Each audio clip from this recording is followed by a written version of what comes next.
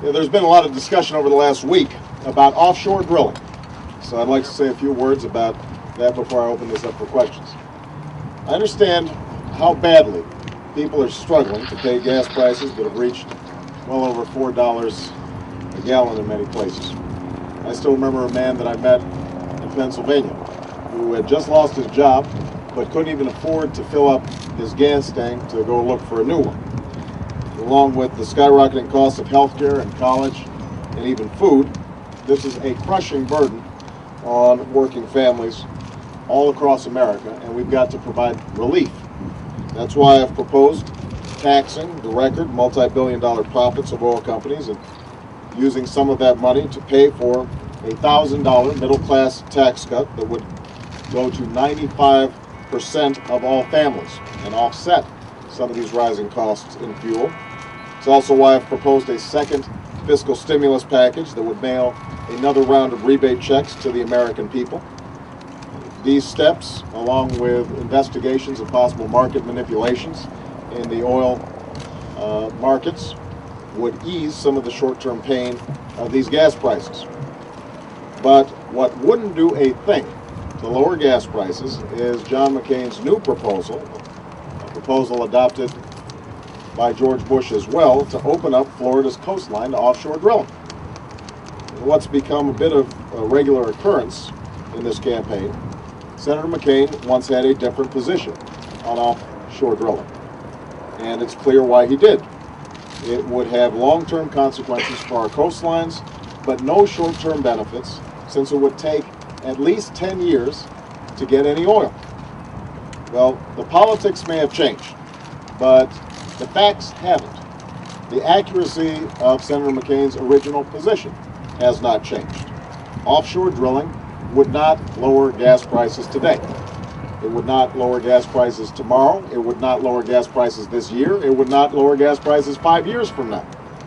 In fact, President Bush's own Energy Department says that we won't see a drop of oil from his own proposal until 2017. And in fact, you wouldn't see any full production out of any oil drilling off the coast until 2030. It will take a generation to reach full production. And even then, the effect of gas prices will be minimal at best. So let me just repeat. John McCain's proposal, George Bush's proposal to drill offshore here in Florida and other places around the country would not provide families with any relief this year, next year, 5 years from now. Now believe me, if I thought there was any evidence at all that drilling could save people money who are struggling to fill up their gas tanks by this summer or this year or even the next few years, I would consider it. But it won't. And John McCain knows that. The fact is, Senator McCain's decision to team up with George Bush on offshore drilling violates the bipartisan consensus that we've had for decades that has protected Florida's pristine coastline from drilling. And just like Senator McCain's gas tax holiday gimmick, this is a proposal that would only worsen our addiction to oil and put off needed investments in clean, renewable energy. It's not the kind of change that the American people are looking for. They're looking for leadership that moves this country forward and actually offers real solutions to the serious challenges that we face.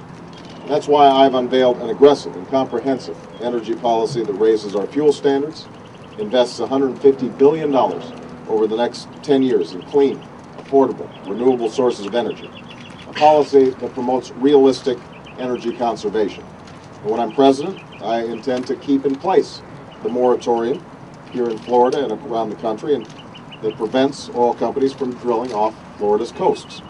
That's how we can protect our coastline and still make the investments that will reduce our dependence on foreign oil and bring down gas prices for good.